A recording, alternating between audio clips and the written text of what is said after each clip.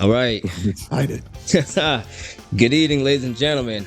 Welcome back to another episode of Revenge of the Gamers podcast. I'm your humble host, Champion Brown, and I am here with. It's your second favorite cousin, Autopilot. Yes, sir. You got A Sugar 00. And we have our new have a guest. special guest. The newbie, That's good. Candace. All right. How's everybody doing today? And Happy New Year to everybody. How's 2025 treating everybody so far? Good start. It's odd, I guess. Man, I cannot complain. How about yourself, Ace? It's been pretty good. I honestly, I can't say. I can say that this is probably the best start of a year that I've had within the past 10 years. So yeah. That doesn't really feel like that for you guys. I'm not sure. Do you feel like a really fresh start coming into 2025? No, actually, to be honest, it still feels like the same habit from 2024. It's pulling over into the new year, but we're trying to have a good mindset about it and be positive. It just felt like another day to me. I personally had started making some life changes way before, and not even because of the new year, just life thing. And I would say maybe a good, and it started, I would say 6 or so months ago. So for me, the reason why it feels new going into the year is because, my concept of quote unquote New Year's resolution, I don't think you need to start at the beginning of the new year. You can start changing and fixing yourself whenever. So for me, the reason why I feel like even though the year, everything else around me still feels the same, I myself feel differently going into the year because I started making changes way before. So now I'm stepping into these new changes that I have made and continually to make those changes. So for that aspect, I say I feel pretty good and pretty new and refreshed. But That's dope. Do you think it works better out for you with pre-planning and kind of warming up to your New Year's resolutions as opposed to trying to do it just a dry run the first? So personally, I actually never make New Year's resolutions because, again, I don't believe in waiting till one random time per year. Just like I don't really even believe in Valentine's Day. Why do I gotta wait till one time a year to tell the person that I love that I love you? You know what I'm saying? It's great. There's a special day to make it feel, but why do I need to wait? I feel like you should be able to do that anyway, any day. So personally, I don't make resolutions. I just look at what I would want to see different for myself. And then after I visualize those goals, I just find ways to start working on them. So like I said, to answer your question, even though I didn't necessarily pre-plan this for a New Year's resolution, but pre-planning changes that you want to make in general, I always think is a good idea. It's actually a very interesting way to look at it, though, bro. I've actually never thought about that, to be honest. Just slowly warming up to your goals rather than trying to get everything done immediately.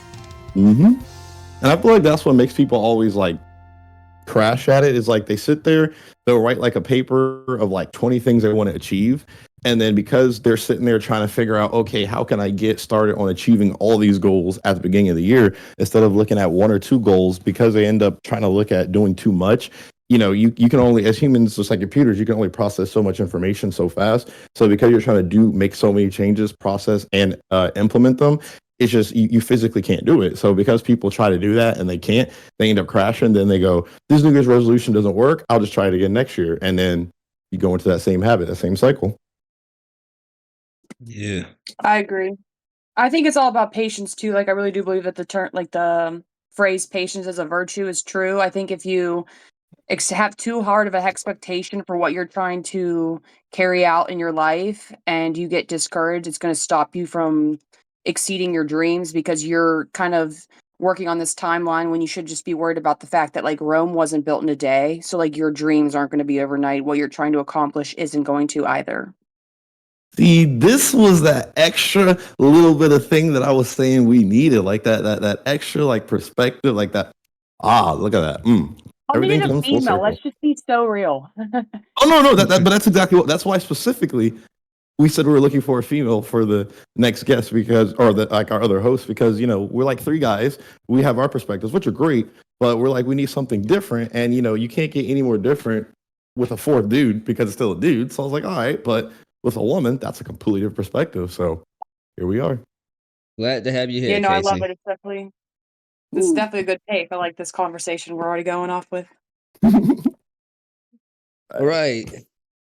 Now that we got the introductions out the way, let's go ahead and discuss Marvel Rivals. We had 2 new characters come out. We had Sue Storm and Mr. Fantastic.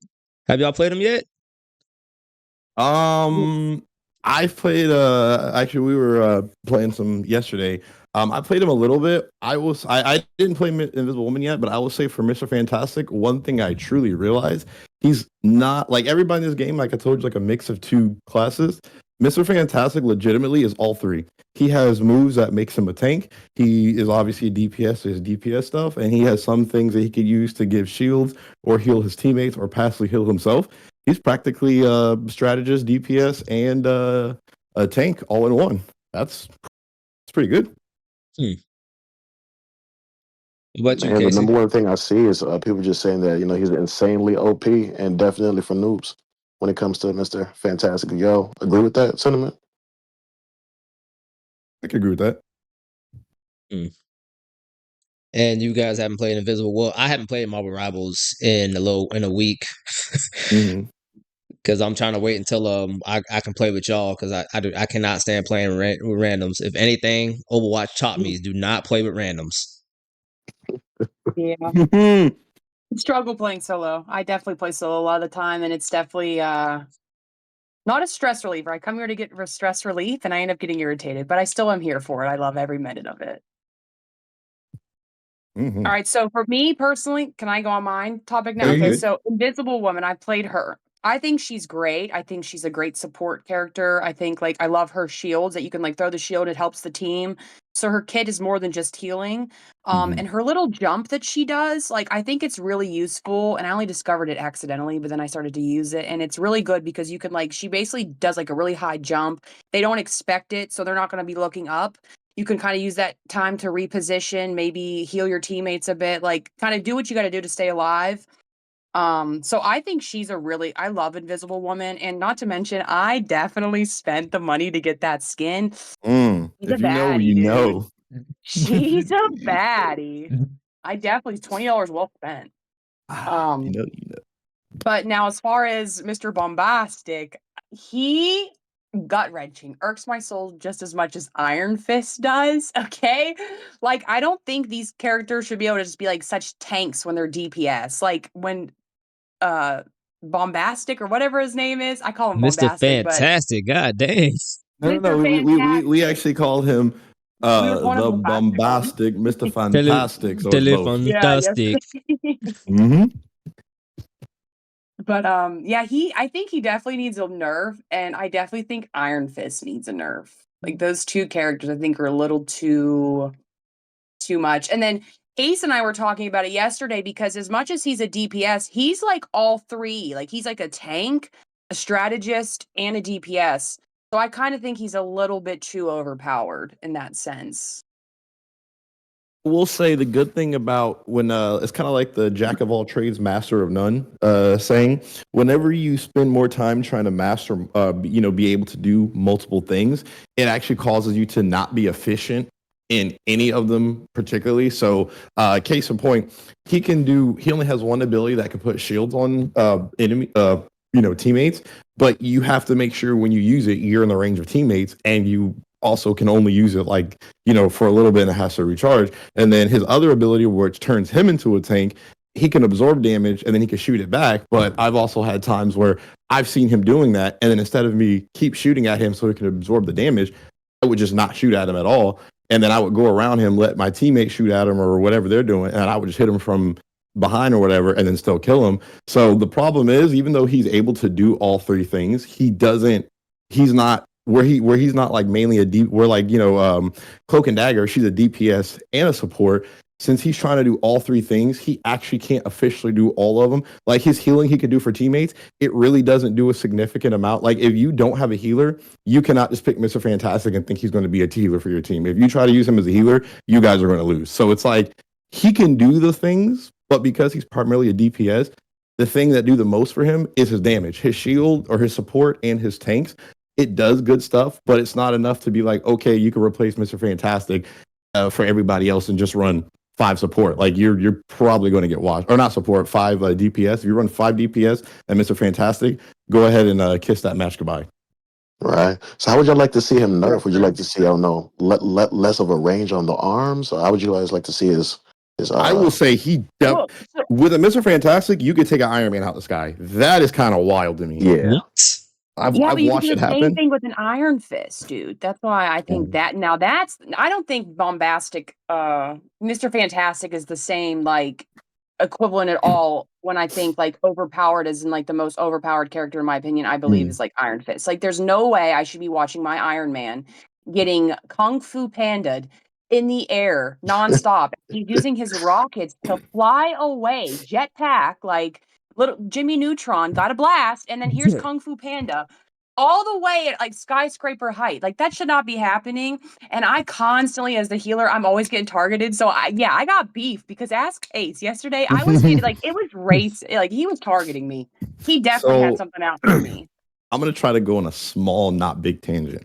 No, The go ahead, main bro. problem with games like this is when you have people who don't actually know what each character does, it causes people to play and do things that actually cause them to lose. Case in point, believe it or not, one of Iron Fist's moves, what he does is he actually sits there and it's a parry. So anytime you hit him, he parries all of that, he gets shield, and then what happens is once he releases all of it, it allows him to do double or triple damage. So what happens is you have teammates seeing Iron Fist just throwing his fist, so they start shooting at him. What you don't know is you're actually building up his defense, giving him health and armor, which is why you can't kill him because you just gave him more armor and health than you. And then after he's done that, you just gave him more damage than you. So now, even if you're a tank or something, you just gave him more health, armor, and damage than you, and then you're still shooting at him. At that point, you're going to reload, and then he's able to like 2-3 shot you. So it's like you have to understand how every character plays, which is why, like I said, when I saw Mr. Fantastic blow up, I know what he's doing. If you shoot him, you're giving him damage to shoot back at you or one of your teammates. So why would you keep shooting at him? So, but it's like you have a bunch of dumb people who just don't know how to play the game. They just see Mr. Fantastic walking around or Iron Fist, and they go, "Oh, let me shoot at him to save my teammates," not knowing you're actually giving him health and armor to kill your teammates and then turn around and kill you, because if he kills or if he helps assist somebody kill someone, he's able to absorb that essence and also get health for himself. So you see how you have to be careful and you can't just run around and just shoot at everybody, because you shooting at everybody will actually kill your teammates. It's good perspective. Okay, so then for him specifically, like have you noticed any characters that you think like how or what characters could combat him, and like what would be like the move for your team then to like target him and take him out? Like what would be best to take out Mr. So Iron Fist? in the grand scheme, which takes place probably like 45 seconds, 2 minutes into the game, certain ults could one shot him. Maximum pulse, I don't know if he can parry that. You could kill him with maximum pulse. If he's triple jumping in the air, if you have a mantis, you could put him to sleep. And if you put somebody to sleep in the air, well, guess what's going to happen? Especially if they're like over the map, like say if they were getting ready to fall off the map, they try to jump up, you put them in to sleep, they're just going to fall back right like off the map and die.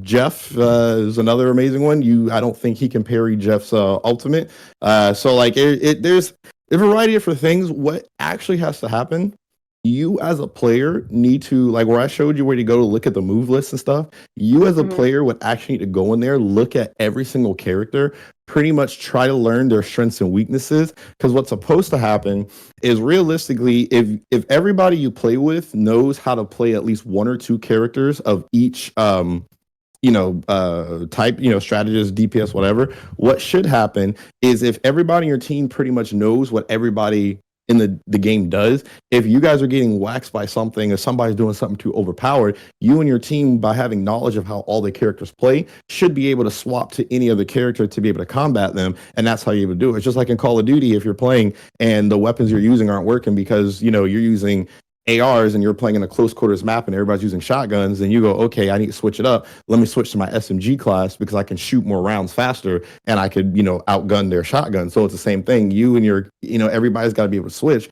But if you're playing with randoms, especially people who just started playing, they're probably just barely going to be able to play the one character they're playing because people don't watch, do the tutorial. So they can't switch characters. And even if they do, it don't matter because they don't even know how to play the first character they were playing in the first place. So that's why, going off what y'all said earlier, playing with randoms for games like this, you got to have a team. Yeah, that's like when I first started playing Spider-Man and you told me he could shoot his webs.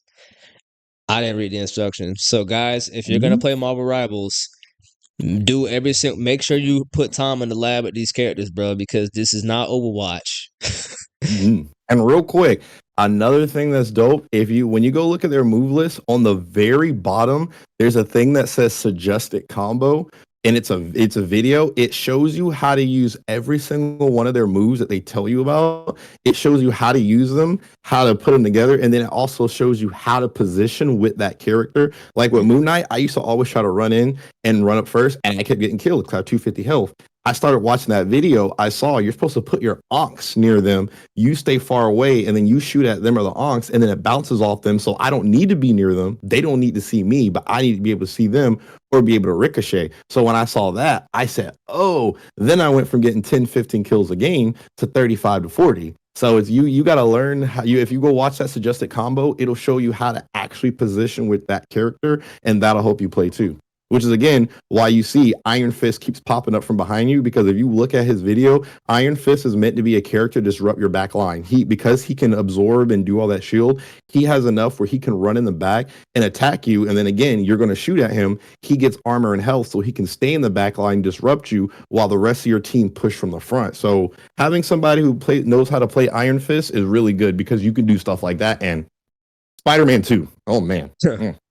I'm just curious, like if they, because people are gonna complain about Iron Fist getting nerfed and all these other nerfs, and it's like, I'm just curious. I'm just curious, like, how do you think people are gonna take that though? Because Iron Fist probably wouldn't be doing his job as efficient if they decided to nerf him, even though he's doing what he's supposed to do. I I think he doesn't really need too nerfed, but he just shouldn't be allowed to fly in the sky. That's the problem. When this man is flying around All like right, he's Iron Man, now he's a problem. He's not a okay. tank like Iron Man. His job is not to fly in Iron the Fist has sky. a triple jump, by the way. That's why he can do that. He's the only person that can do that. Well, maybe turn it down to like a double jump and have like a height excel. I mean, I don't really know. I'm not a game developer. I don't know how to fix bugs and all of that, but I It's just think because that's if you kind of look at crazy and I Iron don't know how you Fist, fix it. it's if you look at Iron Fist as a character, everybody's movement that they have is based on them in the comic. Because Iron Fist can do stuff like that in the comics, that's why he's able to triple jump and get that high in the sky, because theoretically in the comics he can. And the thing about this game, they're trying to make the characters accurate to the comics. So I actually have a opposite proposal to nerfing.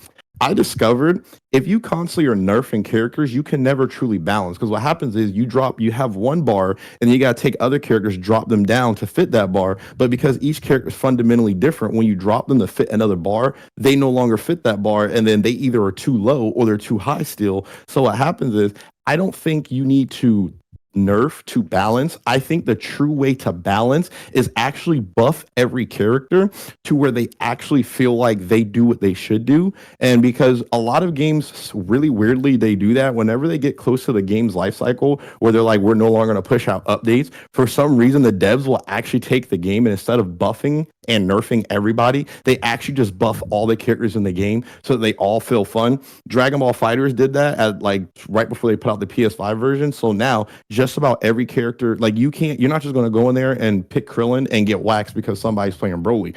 Krillin is so good enough in that game where you could go in there and theoretically beat him with a Broly if you know how to play the game. So I feel like instead of nerfing to try to fit this imaginary bar, just make every character do what they do good. And then if every character is just good, and then you know how to play the game and you know how to play the character, buffing and nerfing won't matter. And at that point, you get what's called a skill gap, because people can pick a character that's quote unquote OP, but if they don't know the fundamentals and don't know how to play the game, it doesn't matter who you pick. You're still going to lose because you don't know what you're doing. So that's Make them where all if they broken. just buff everybody, make them good, and if everybody actually learns and gets skill, easy.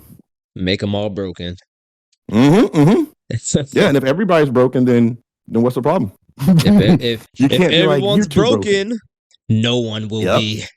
be. See, facts. Because if everybody is quote unquote broken, you can't even call anybody broken, because broken means one person is completely different and breaks everything else. But if everybody can do that, then nobody will be broken, because then that concept doesn't exist anymore. All right. So everyone, play Marvel Rivals. Y'all supposed to echo me. Play Oh Marvel yeah, man, Rivals. play Marvel Rivals, man. Come on. Suggested combo. Right, you're supposed to like initiate that like somehow low key, so we knew. You All should have typed right. it in the Discord chat. Like a hawk noise or something after. Yeah, Like, we're all gonna go play Marvel Rivals. yeah. And then us Yeah. birds are like, yeah, we're all gonna go play Marvel Rivals now, guys, right? Mm-mm-mm. Yeah, Definitely thanks not for a definitely not a sponsored message. Y'all had me sounding like crickets or something, man. Don't forget Anyway, to watch on Twitch so you can get your stream drops. To be fair, I thought you were gonna say that and just use that to segue to the next topic, and that's why I didn't I'm say about to. anything. I'm Right. about We did to. not want to steal your thunder at all. No. It's all good. It's all good, man. So we gonna move on to the next topic. This comes from Game Ramp. This article is about Square Enix. They're putting up a new policy to protect their employees from toxic fans. So I'm just gonna read the summary. I'm not gonna read this entire article. Mhm. So Square Enix has implemented an anti-harassment policy to protect its employees and partners. The policy outlines what constitutes harassment, including threats of violence and defamation. Square Enix reserves the rights to deny services and take legal action against harassers. So, we all know the difference between harassing people and criticisms, right? It's a thin line. Yeah.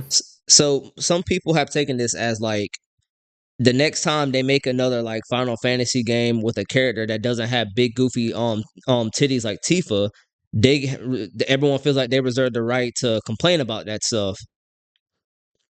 And they should have the right to blow up their emails, blow up their DMs, and not really give out a constructive criticism, just whine and complain and harass them because they're not getting another big titty anime girl in the next Final Fantasy game.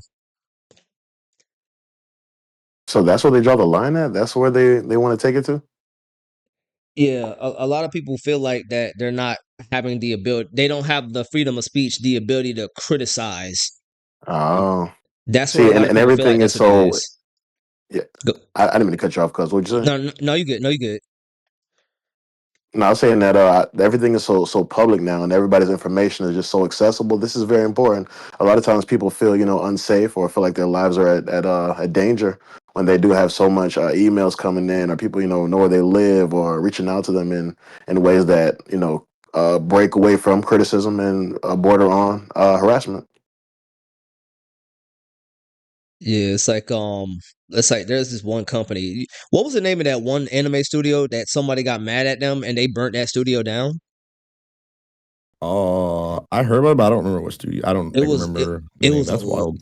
it was a couple years ago. Like they didn't like they were mad at the studio for whatever reason, and they went to the studio and burnt the studio down. Man, That's wild. Yeah. So all I gotta say on that topic is I do think real quick on the side of the people who are doing the harassing or even criticism, I would say people who are artists make art that they like, art for them, and then potentially whoever likes that art.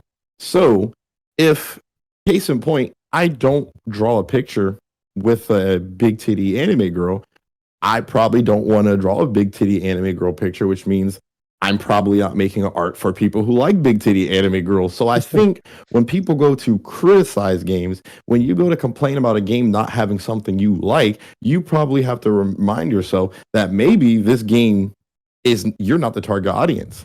So I'm not going to go play Call of Duty and complain that I can't, I don't know, do a 300 hit combo on somebody because it's not a fighting game. It's a shooting game. So if you want big titty anime girls, go play Stellar Blade. right? Go play And a game actually, that has a big titty anime girl because Hoyoverse has a whole bunch of those games and they're all free. man, thank you guys for mentioning that anime studio that got burned down. That was actually in Japan, July 18, 2019. 36 people actually died, including the suspect, and it was the Kyoto Animation arson attack. That was it. That was it. That sounds like something that somebody's going to make into a whole arc of an anime soon. What you were saying, Casey? I'm in disbelief at the fact that somebody really went like that crazy and all for what, a video game because you were mad at the game creators, like that was an anime thing. That was like that was an anime studio. well, anime thing, same thing. They're like, but Yeah, you're mad at even- these yeah. artists. You're mad at these artists because it wasn't to your liking. Well, then if you don't like it, what's the thing that everybody says? If you don't like if it's something that's not to your liking, then do it yourself. You want it done right, do it yourself. You know what I mean? Yeah. Then make a small titty. Personally, I'm a girl. I'm not offended by big. I love big titties. I want to see ass on my. I'm the one that buys the shit. Yeah, I see cake on here. I'm buying. I see cheeks. I see boobs. I'm buying. So Okay, I don't. so think, you I bought don't. Stellar I have Blade? no problem with sexualizing. Now, if it was like you're telling me that this is like a 14-year-old little girl in the game and it's fucking Yeah. The Last of Us, Yeah. then yeah, we got a fucking problem. And now I'm gonna have to. Oh, my bad for cursing. But yeah, No, we're gonna have a you good. problem. You And now good. I'm gonna have to step in and say something because now, Mhm. yeah, that's different. But it's like you have to look at the perspective of it. These are Mhm. adults. These be like in this game specifically, or like anime. Usually they're all adults. You know what I mean? So like, who cares? I think this That's my goes back opinion. But to my bad. This goes back to Final Fantasy VII Remake because when Final Fantasy VII Remake was first announced, everybody was hyped up to see Tifa. You know, everybody was so hyped to see her, and they were mad that like they gave Tifa breast reduction and all this other stuff to make her look more sporty and athletic. I was like, guys, she's a fighter. She boxes like, bro, she literally boxes up monsters. Like, of course, she's not gonna look big and goofy like she did in the original. Because if you look at the original, like all the character models in the original, like they look very cartoonish. Go ahead. Yeah.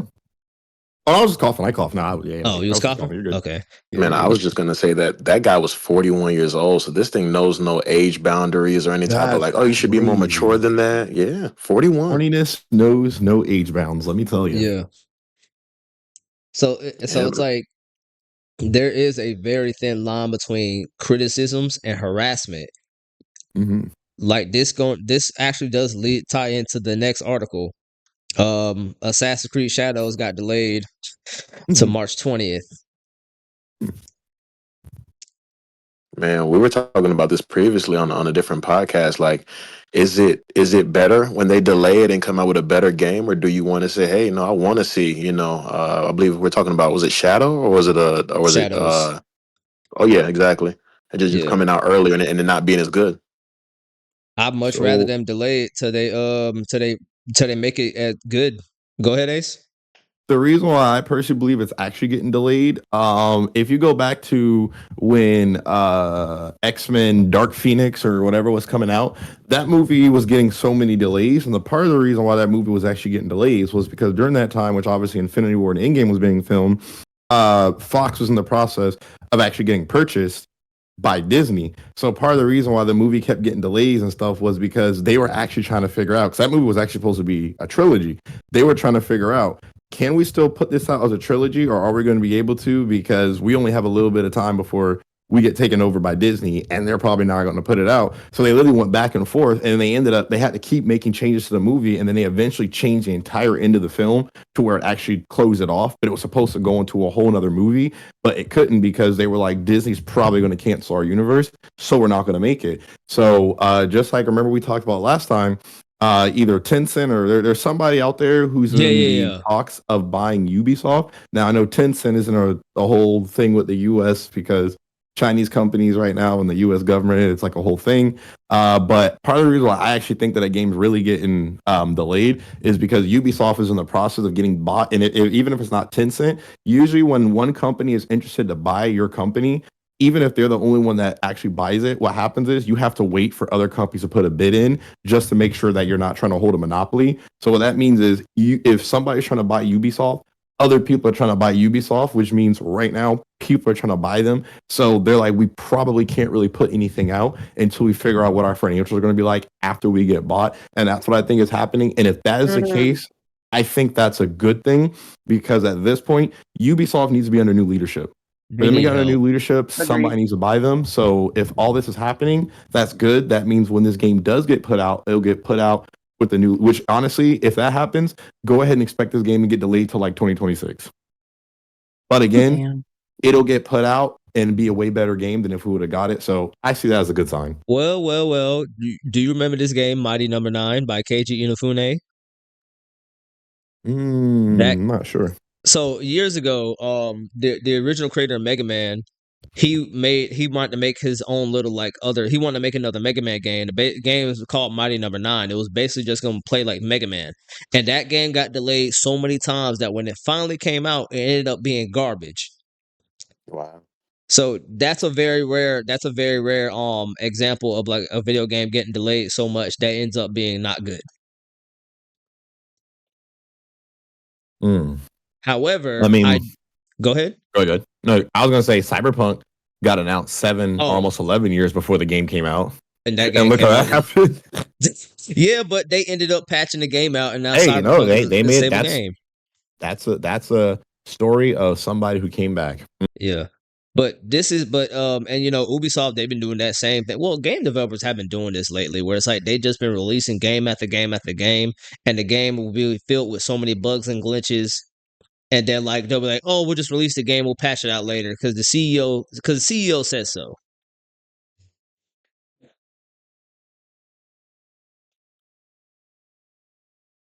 Hello? Yeah, we're still here. I was waiting to see if we got anybody want to say anything about that. Man, if you do have a delay, you got to kill it.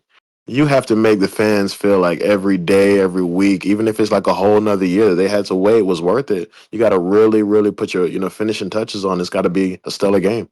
Yeah. No, but I feel like Good.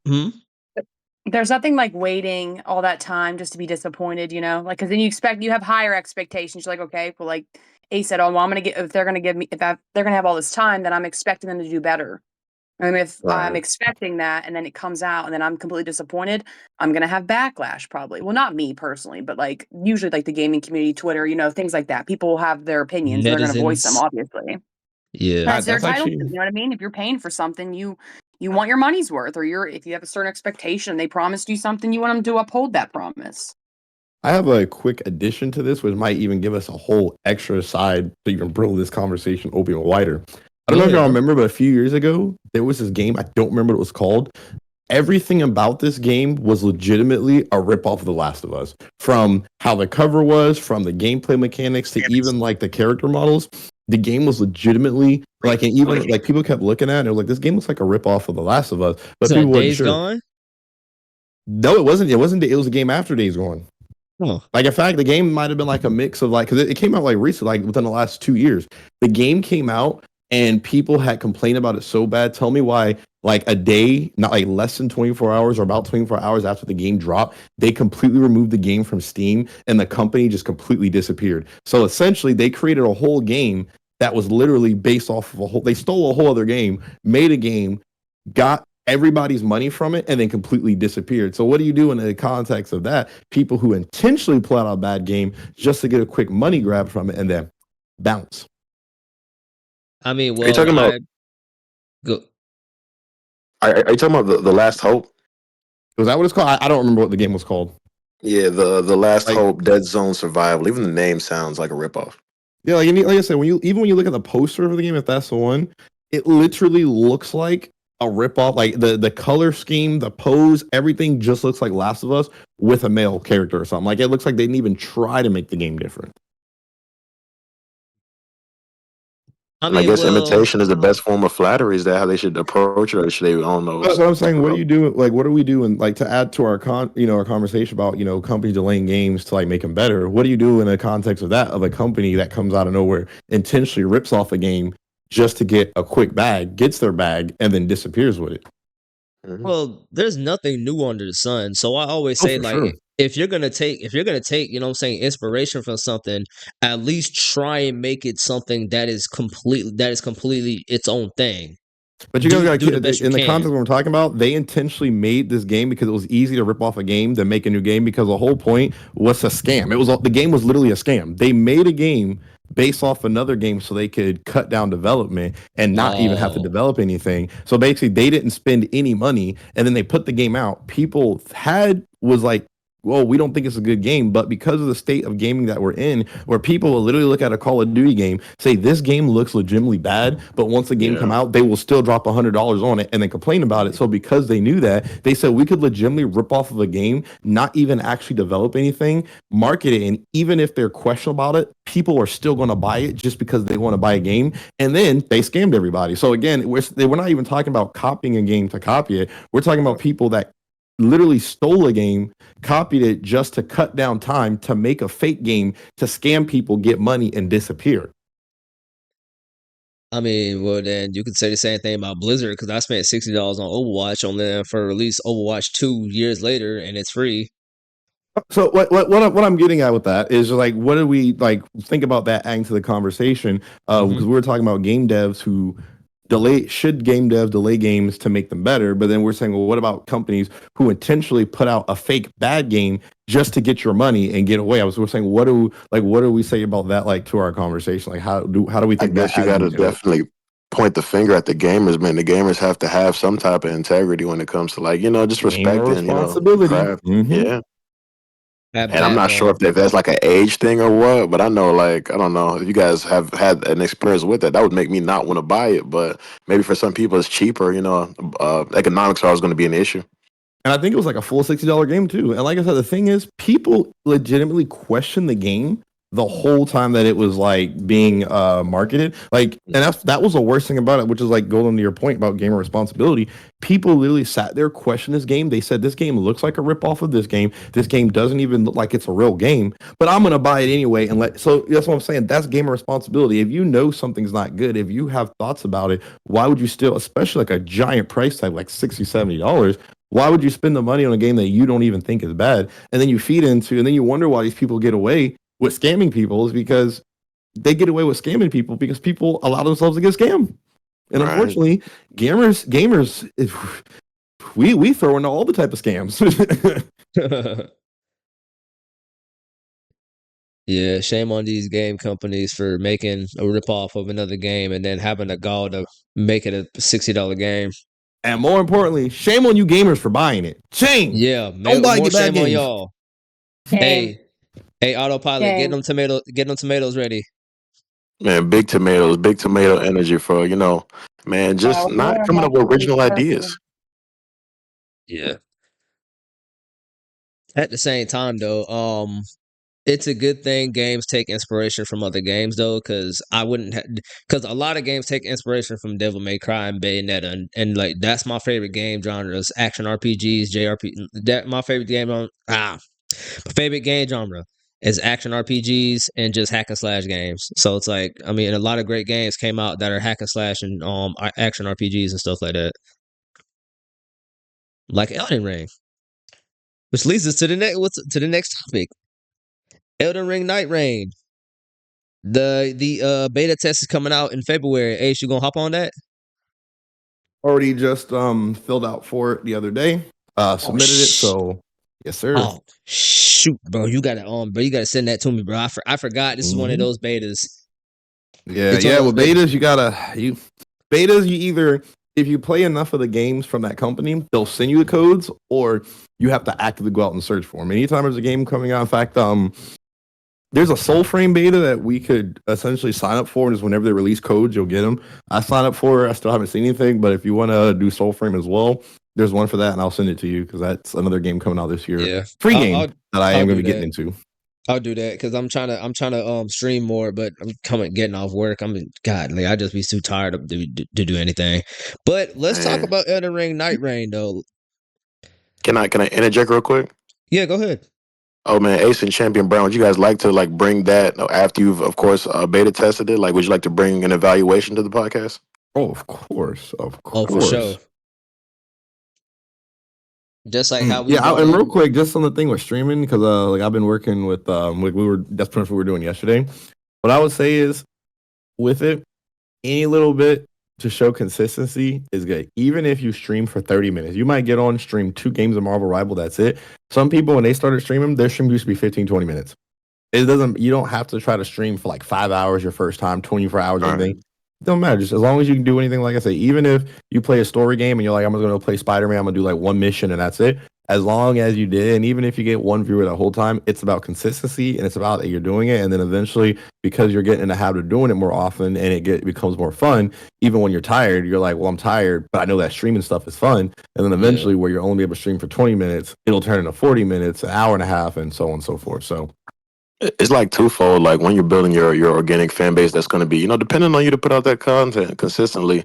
And then also, those that want to binge watch your content can also do that. So Nightfall, Night Rain, whatever it is, let's get into Night it. Rain. So if I can take a gander of what they were saying, because I watched a lot of videos on it. So Elden Ring Night Rain is basically supposed to be a roguelike. You know what a roguelike game is, right? I do. I don't know if Otto does. Would you like to explain that? Yeah, I was just asking, making sure everybody knows about it. What about you, Casey? You know what a roguelike is? No. Okay, so essentially it's like a dungeon crawler. You're gonna go through like a game with a bunch of dungeons, and then you're gonna fight a bunch of monsters in one area until you eventually make it to a boss. That's essentially what a roguelike is. And then you die, then you gotta start over again at a new dungeon, and then the dungeons change every time you die. So nothing will always be the same. As typically all of your loot. Yeah. Right. That's the big thing about roguelites. When you die, you lose all of your loot. You lose pretty much everything. Some games like are slightly almost, but not really. Think more like Return. I don't know if you ever played Returnal, but kind of like Returnal or even potentially like Doom. That's what roguelike. Roguelike's like you go to an area, you collect stuff, and then if you die, you pretty much have to start all over. But typically, the other good things about roguelikes, most of them, what they do is they will, every time they generate you back in the game, you typically do not go back into this. You usually never go back into the same instance of the game that you was in the first time. So even though you can be like, I can learn from my mistakes, you only technically can, because the next version of the map that you go through won't be the same, whether the enemies are slightly different or some of the terrain features are different, and then the loot that you pick up will be different. So that's the other thing about roguelites. It gives you almost like a fresh take every time you play the game, every time you die. Okay. Yeah, so games like Hades, The Binding of Isaac, the only roguelike I ever played was Hades, and it was good, but I didn't get very far because I got tired of dying, and I made it to like the second, essentially the second area of the game because I beat the boss there. Had to start all the way over again, then I had to go fight the boss again. I was like, man, hell no, bro. Believe it or not, Ragnarok actually has a roguelike. Once the Ragnarok, when the DLC dropped, the DLC for that game was actually a roguelike game mode. Oh yeah. I haven't beaten. I didn't play it either, but I know it's in the game. Yeah, I haven't beaten that. Go ahead. If that's one thing I know about you, cuz, is that you do not play like always like getting killed by. I think we're playing Wukong, and I forgot what like boss it was, and you just could not get past it. Yeah, that nigga, man. Who? The Scorpion Lord, man. I was fighting the Scorpion Lord and Wukong, bro. I don't know what happened. I fought that boss so much, the boss just disappeared and said, "Oh, oh, he ain't giving up, bro. I'm done. I'm done beating his ass. I'm leaving." How much content of that do you have? I have a whole nother video, but I got the first video. I have round 1 of me fighting the Scorpion Lord. I still have round 2 of me fighting the Scorpion Lord, but I think the audio messed up a bit there. I can understand. But I will show y'all my video of me fighting the Scorpion Lord, because I think there was at one point the game froze on me, and I had Shadow saying Chaos Control. Chaos Control. That's hilarious. All right, but yeah, so from the trailer that we've seen, because I know you've seen the trailer, it looks like they took notes from like all the mods on Elden Ring, and they put it in this game. Have you seen Elden Ring mods though, Ace? I've seen a few of them, yeah. Bruh, my favorite mod that I've seen has got to be the one where they put Dante and Virgil's moveset in there, bro. Yes, sir. Yeah, I kind of like what you guys were saying on the previous topic about like imitation being the greatest form of flattery. I do enjoy it when creators, whenever they create future projects, that they do take inspiration from their fans, because one, it shows you that the creators actually pay attention to their fans and that they want to do something that is in their world but for their fans, which kind of Right. also goes on the topic I said earlier about people creating art for themselves but then potentially for their people. So like that's a case where they created a game that they wanted to make, but obviously they want to include elements that the fans like. And I even said the same thing about the DLC for Elden Ring.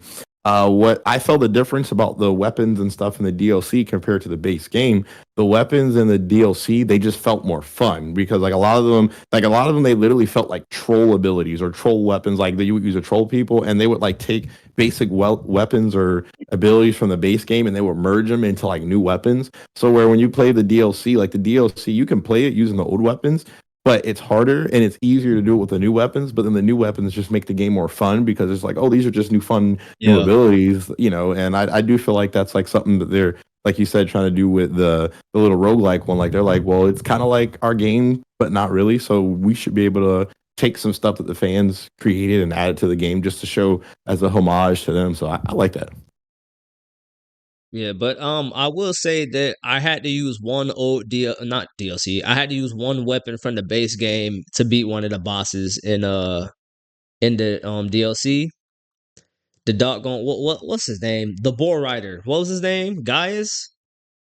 I'm not sure. I Yeah. actually have to still beat DLC. I'm not done with it myself, to be honest with you. You ain't So beat the DLC yet, bro.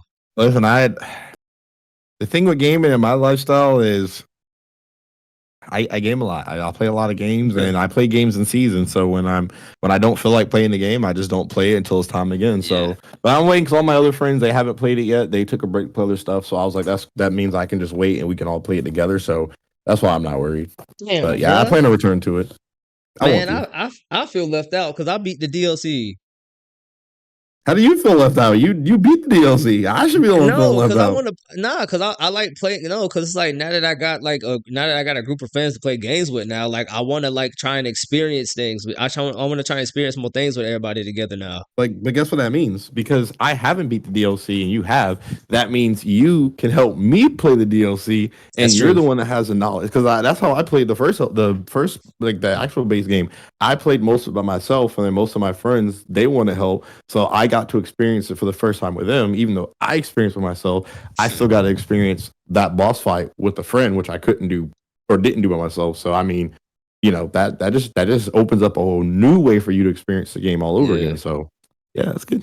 I'm gonna tell you right now, though, bro. Like when you get to the final boss of that DLC, dog, he is no freaking joke, dog. Oh, trust me, I watched Kai that stream. I know. This man, bro, that man Kai was going through it, bro. He had a whole therapist on his stream and everything. I get it, man. I watched the pay that he went through the first stream, and I was like, man, I can't wait for him to finally play Wukong. That's the game I'm waiting for him to play. Oh, I can't wait to bro. see. I was So, watching cuz RC. without giving out any spoilers, man, do you want to like I don't know, give it the fans a rundown of like what the DLC was like? So the DLC is, I don't know. They said the map is just as big as like the beginning area of in the base game. Bruh, that map is stupid big, first of all. Like that map is like, I think it's way bigger than the beginning area of the first game. But Oh yeah, because there's all the hidden extra like areas. Yeah, you're right. yeah. And then what can I say? So because everybody, they like to go into the DLC thinking that if they're max level, they max level their character to like level 721. Now I think that's like the max level you can have your character at. So you're not gonna be able to just blow through this game, bro. This game is gonna like, you gotta pick up these little tree fragments that like level up your character. There's a lore reason for it, and it's a gameplay, and it's a game mechanic too. You need to get these Yeah. tree fragments to level up your character so that you can Yeah, have a it's like fighting the chance with these DLC bosses. has its own level up system separate from the base game, and actually, it actually doesn't even affect you outside the DLC. But it's if you want to keep like, and it's like even if you keep leveling up or like you said, reach that match level, it's like the game doesn't even scale off of that. It scales off of the new stuff. So if you're not leveling up the new stuff, you're not even scaling yourself to the DLC whatsoever. Yeah, so and one of the bosses, bro, like I shamefully used my mimic tier to beat the boss. I shamefully used my Mimic Tier to beat the boss, and then I was trying to hurry up and kill the boss before the Mimic Tier could, and then Mimic Tier robbed me of the victory. So I said, never again. I'm finding these tree fragments. So that actually brings me a really fun, quick little topic I want to talk about on that. So in the event of for the games like that, I've noticed, which again I'm kind of late to the Souls game. The community mainly is like very disappointed. Like the hardcore community, if you use anything but like a basic weapon or whatever, then you're not playing the game on hard mode. You're not playing the game right. Do it shouldn't be bad. Like, should you get punished as a player for playing the game the way you want, which is the stuff that's in the game? Should you get made fun of because you're just having fun, or should you give into this, toxic lifestyle and play the way that the quote unquote community, or should you just have fun and play however you want? First off, play however you want, but I'm gonna let Casey and Autopilot talk on this. You got a case? Oh man, I was gonna say you never go to toxicity when it comes to any type of environment in general, but especially with gaming, you're just gonna be miserable, and it definitely ruins the gaming experience because all you can do is just be negative towards other gamers around you. Mm-hmm. Yeah, I agree. But then there's also me that's going to be humbled and be like, well, I get mad at a game, but I think there's a difference.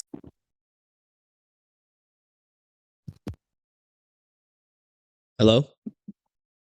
I think there's a difference than like actually being violent or any of those kind of things. Like, sorry, someone was calling me. I got sidetracked. Hey, good. But yeah, so like I think when people basically when you're just like kind of getting mad and like talking shit, I think that's fine sometimes. I think we're all human and we get angry, but like everybody else said, I think when you like resort to violence or you start getting so mad that it's like ruining your blood pressure and like you're on the verge of an aneurysm, then I think it's problematic. I feel like that kind of And it goes back definitely to needs to the be earlier, addressed. and I feel like that kind of goes back to the earlier topic too about like with the harassing and stuff. Like, are you letting a game get you so mad that you need to go find the people that spend all this hard work making this game to go harass them because you got that mad? So I feel like that's like a nice full circle moment to like tie everything together. Like, ooh, beautiful. So that's like y'all know Low Tier God? Sure.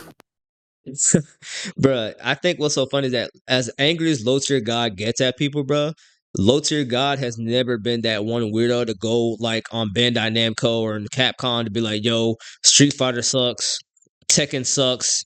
Y'all need to like fix this game because I keep losing. As mad as Low Tier God gets, bro, he's never been that guy to go like up under DMs and just blow them up and harass them. You know who I always respected, even though I've never watched his content? Ooh. Tyler One.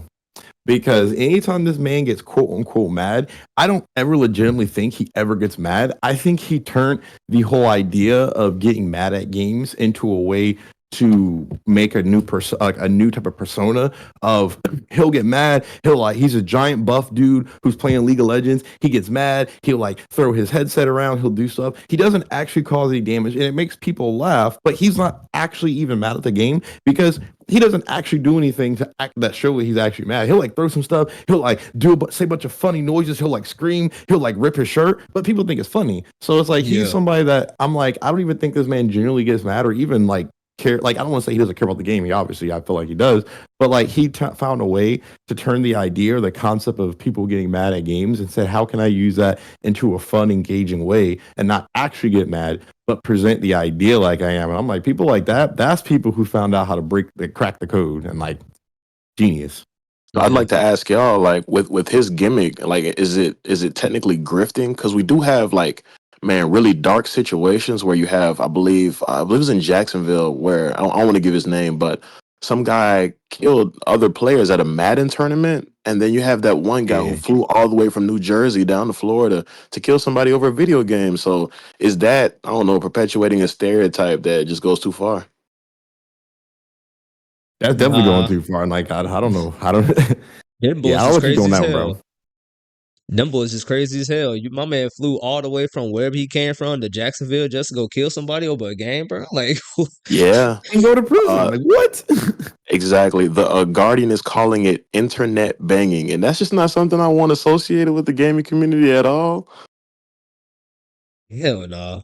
I find it weird how every few years there's something that pops up in society or government or whatever that somehow has to do with gaming. And then there's always this new article or this new like string of something that tries to link gaming to something bad and negative for the eventual goal to get gaming banned. And it's like, why do y'all care? Why? It's like the thing that baffles me is especially the things that America seems to really have a problem with are things that involve you as an American citizen staying at home, minding your business, and not bothering everybody. For some reason, anything that involves you doing that, they have a problem with it. It's like, why Stop do you want having me so going much outside fun. and getting involved with whatever dumb shit's going on? Like, let me just stay home. Let me relax. Let me pack my little bowl, play me some I don't know, some Marvel Rivals or some Fortnite or some Dragon Ball Fighters, and let me just have a good time with my friends. Like, why is that a problem? Why are we not allowed to do that? What's up with that? This like the Things cannot be too peaceful. They can't be. I see. this like the whole GTA argument where it's like, because I remember when I was a kid, all we would do with GTA was just kill all the NPCs in GTA. But here I am, 29 years later, about to be 30, and like I don't have the urge to go kill a bunch of random civilians in real life. Mm. And then you look at a game like Free Guy. Tell me how the movie like Free Guy makes you feel bad for killing NPCs because the whole idea of that movie is, oh, NPCs in games are people too, and you shouldn't just treat them less than because they're just a bunch of source code. Every living thing is a person and it needs to be cared for as such. And that was pretty much what Free Guy was about, making you feel bad for killing NPCs. And guess what? I still went on my game and still ran over an NPC. Right. So I'm a real OG, and I remember playing like RuneScape, and like if you cut down too many trees, a demonic tree would come and attack you and take you out. So it was just like little like Easter eggs like that, kind of reminded you like, hey, stop playing. You know what? And I like that. It allows you to do it, but it says do it too much, you'll get punished. Another game Exactly. does that. Assassin's Creed. The first Assassin's Creed, you could go around and punch people, but if you kept beating up random civilians too much, you would get desynchronized, and it would make me Oh. mad because it was this dude that was always walking around the city, and he would always be crying and just walking around. Anytime he would get near to you, he would just start swinging, and he would hit you. If you hit him back, you would immediately get desynchronized. What? Yeah. So I'm like, why would y'all put him in? And like, he was just a dude. He would just rain around the city and he would be crying. He'd be like, ugh, with his hands in his face. And if he got near you for no reason, he just started swinging and he would hit you. And like, you could just let him like leave and just let him do it. And he'd just still keep crying. But if you go hit him back and like kill him, you would immediately get desynchronized. And if he was the only person that would happen to. This reminds me of back when Pokemon came out when I was a kid. My parents told me I wasn't allowed to watch Pokemon, and they were like Pokemon is demonic. I'm like, what is demonic about Pikachu? I actually have That's an a Literally, valid addition. he's so point. cute. So I actually have What? an addition on that because my mom was like that too, and I actually found out that's a very common thing with Christians, specifically Black Christians, Yeah. because what my mom's theology on it was, she said Pokemon stood for pocket monsters, Digimon yeah. stood for digital monsters, and in Yu-Gi-Oh they were using tarot cards, and she was like tarot cards are bad. So as a kid, I wasn't allowed to watch Digimon, Pokemon, or anything that was similar like that, or Yu-Gi-Oh, which is crazy enough that later on, I don't really know if it's true that they were tarot cards, but they're just playing cards. And then now with my mom, how the different journey in her life she's been, she reads tarot cards now. So I'm just like, What? that's crazy. You told me I couldn't watch that back then because you thought it was witchcraft, and now you read tarot cards because you went through some spiritual awakening and found out that tarot cards aren't actually for what people use them for now. And there's a whole other meaning before. So now it's okay to use it. But back then, when you thought it was associated with witchcraft because you thought witchcraft was evil, you didn't want me to watch it. Yeah. And it's crazy because now her whole idea and theology on it is completely different. It Man, just we lived in sucks. different times back then, man. If your parent got the wrong email, listen, you were getting a whole adjustment, and now you were getting parenting. Believe that. But also too, you gotta look at how our parents were raised. My mom, she was raised with a type of. 'Cause first of all, my mom wasn't raised with her mom and dad. She was raised by her grandparent. So she was raised by somebody of a generation way before what her parents were. So she was raised by that generation of parents, which Casey, I'm sure you may have, you may have heard some of this, in your youth. She was raised with those type of people that said you can't ever wear red lipstick or red nail polish or black because it's of the devil. If you listen to rock music, you worship the devil. And my mom used to literally say stuff like that because as a kid, I never liked rock music. My sisters never wore red lipstick or nail polish because my mom said that they couldn't because that's how my mom was raised. But then later on, growing up, going through experiences later in life, her whole mindset on that changed because she found out that the reason why they thought that was for a whole completely different reason. And then when she found out what that could be used for today, she's like, oh, it has nothing to do with that. And then she was like, y'all can use that if y'all want now.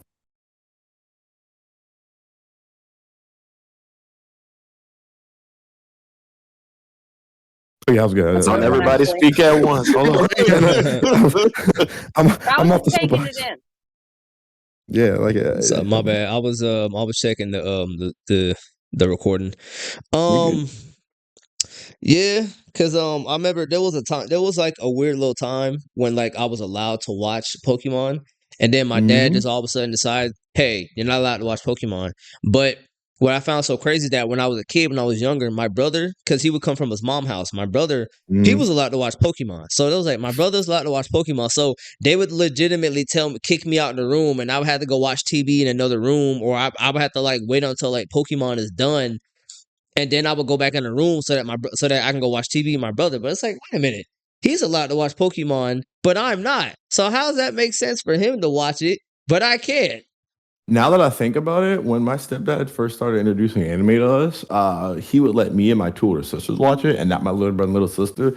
So at first, like I actually started watching Dragon Ball Z before they did, and then like because like my stepdad, he would start getting like because this is like at this time the internet still wasn't a big thing, so obviously we didn't know about a lot of anime here in America, but Blockbuster and stuff was, and at this point because like Asian kung fu movies were imported over here.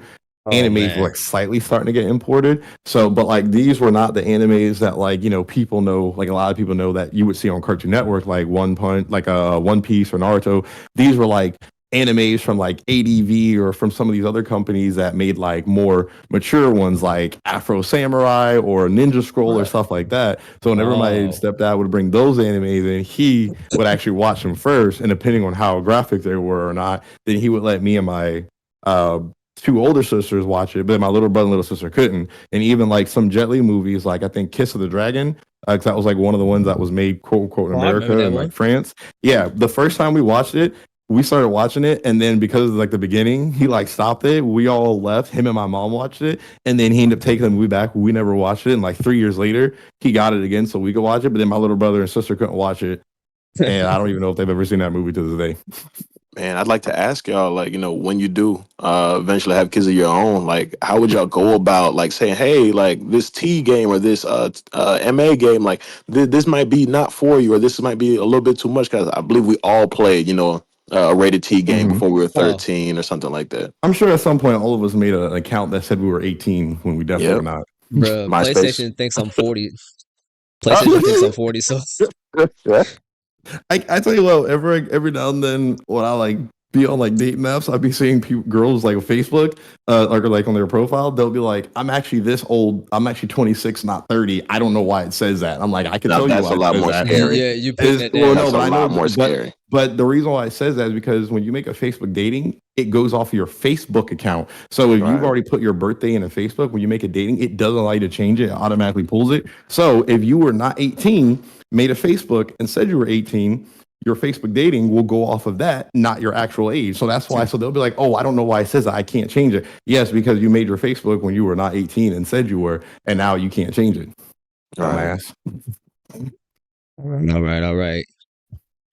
All right. And with that being said, let's go to the last topic.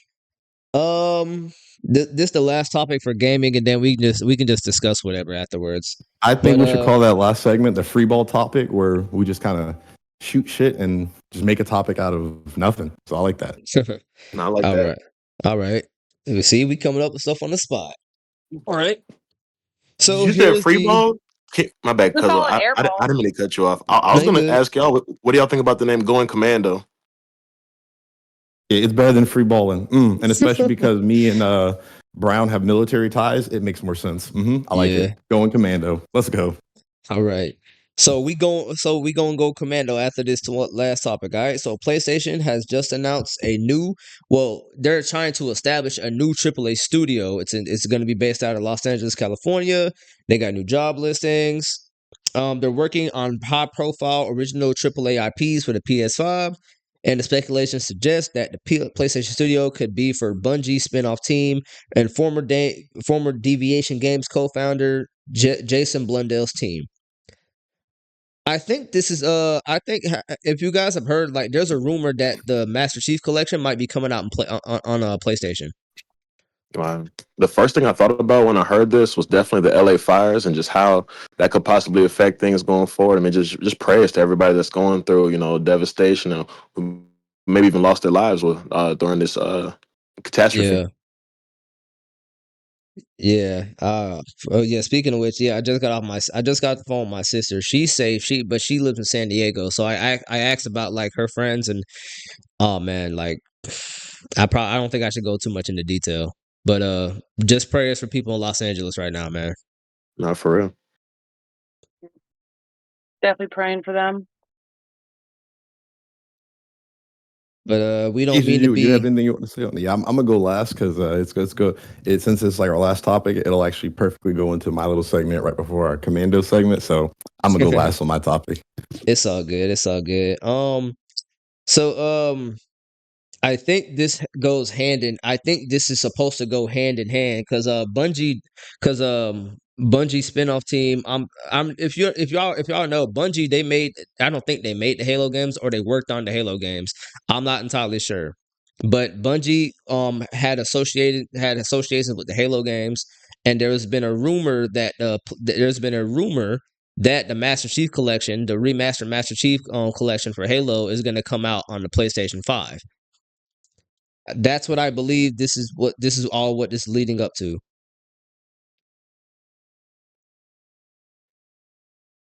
Anybody else got anything to add to that?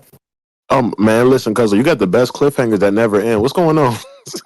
Man, I was hoping that somebody would have something to say. Oh, like I said, I have stuff to add, but it's going to go into my UV world thing. So I'm gonna that's why I'm gonna let y'all go first because Did you just want to pick it up now? Yeah, because let y'all go first, y'all might.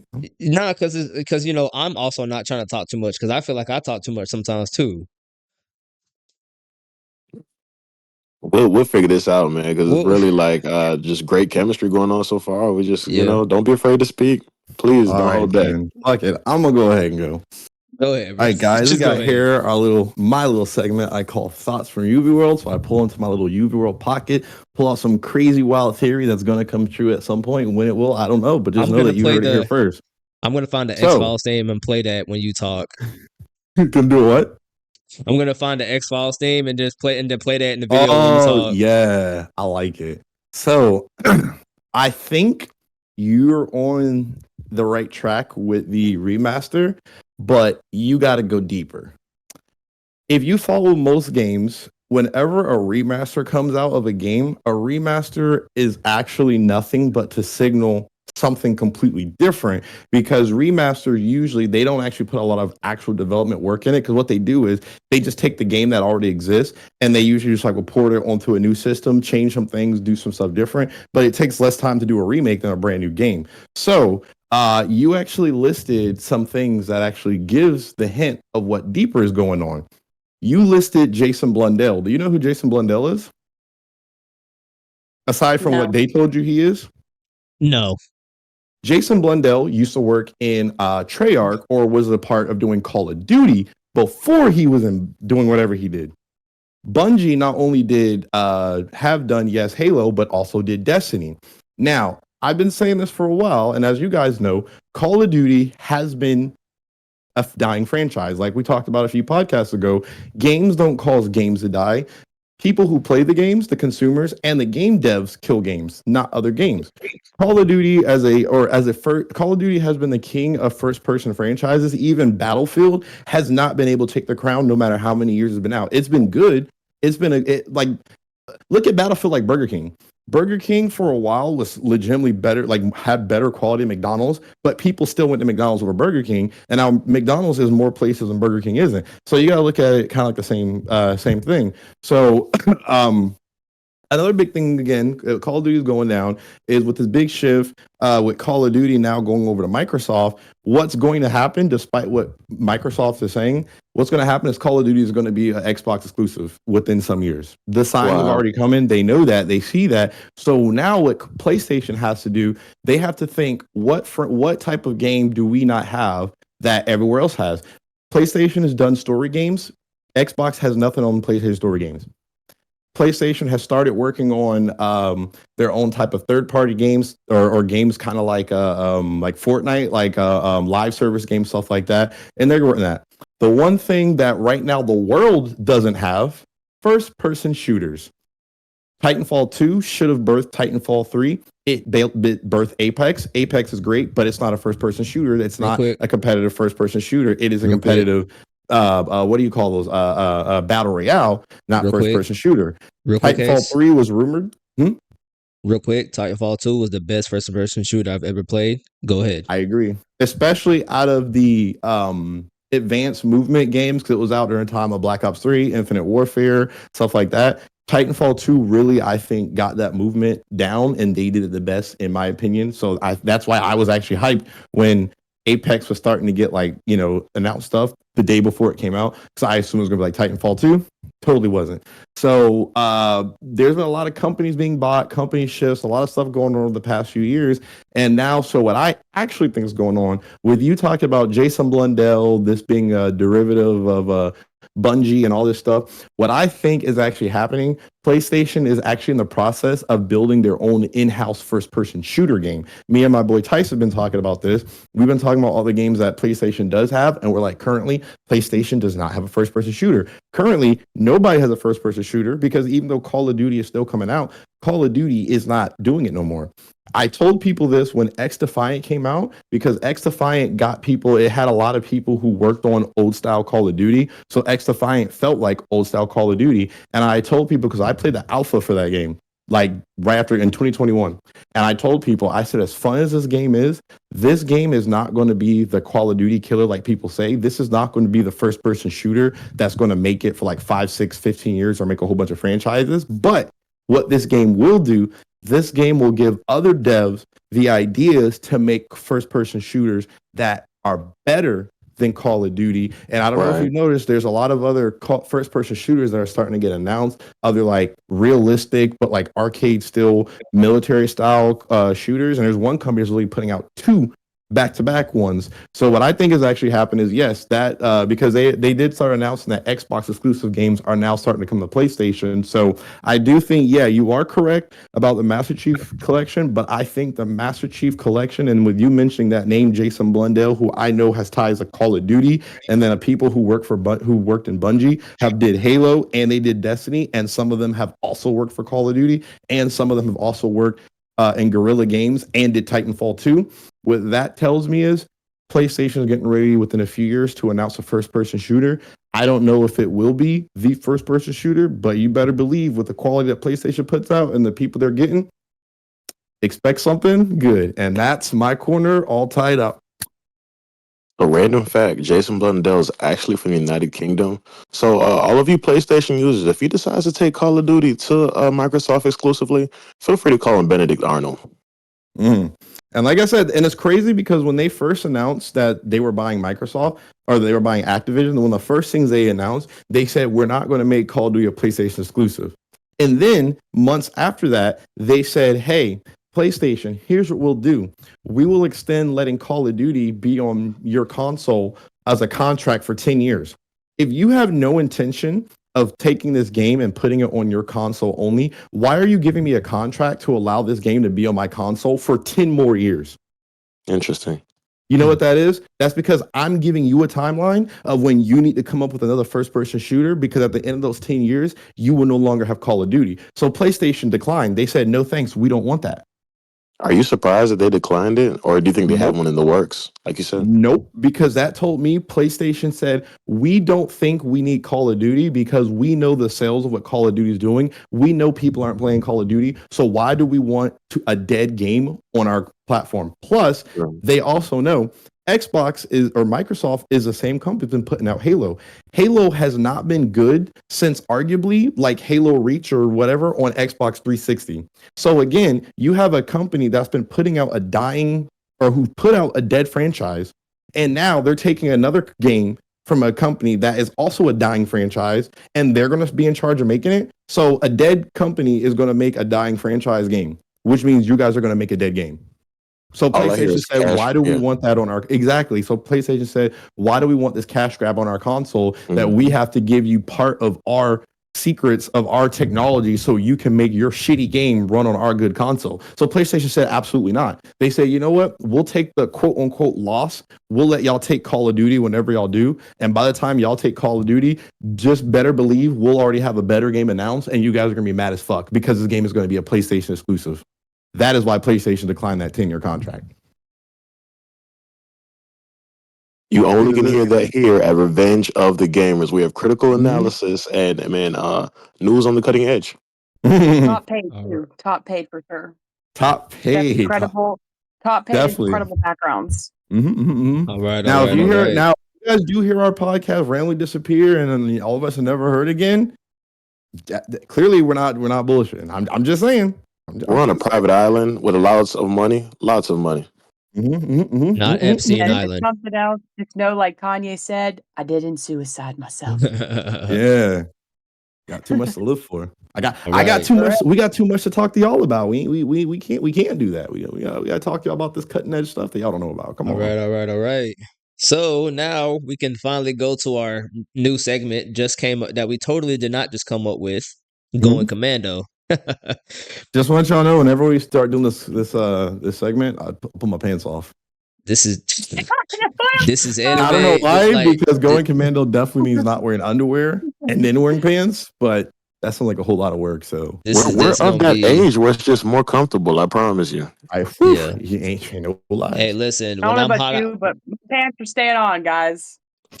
hey, listen, when I'm fresh out the shower and I gotta hurry up and get to the pizza delivery guy. Joggers are going on. Are you joggers making content? Are you making content? Hold on. The towel when the door opens, or what, dude? No, cause I'll come out. Cause one time this happened to me a couple times. I ordered some pizza and then I had to hurry up and put some shorts on and then put a shirt on because I didn't want to come down the stairs in my towel because I live in a most of my clothes are upstairs. There I live in a townhome, so I had to hurry up and put some shorts on before I went to go see the pizza guy. Just a quick thought on that. I'm not the smartest guy, but I typically wouldn't plan to go shower around the time that I expect food to be delivered, so I wouldn't be in that situation. But that's just me. I mean, I ordered it 45 minutes ago. That's why I didn't think he was going to come in anytime soon. Well, see, and that is why we live in a beautiful age of technology where if you order something, you can track it half the time in real time. I was tracking it. I also be scared to let strangers come to my house, but man, I understand. Yeah. No, for sure. Damn, we think about that though. We live in the age now where just about anything you want within legal means, you can get delivered to your house within X amount of time, and you can just track it on your phone. Damn. Yeah. The times that we live in. See, I mean now, but I'm seeing with kids today, it's I'm seeing it with my nephew. I feel like this stuff is great when you're an adult, but it's as a kid, it's nah, these kids are getting too much access, bro. My nephew, there's iPads at school, and then my nephew has an iPad himself, and I'm just this kid goes from his iPad, his iPhone, to his PlayStation, to his Switch. I was this kid has way too much stuff. He has way too much. But also look at when we were in school. So when I was in school, high school, we could get laptops in school and leave them there. But by the time I graduated, everybody else that I knew, they were getting laptops.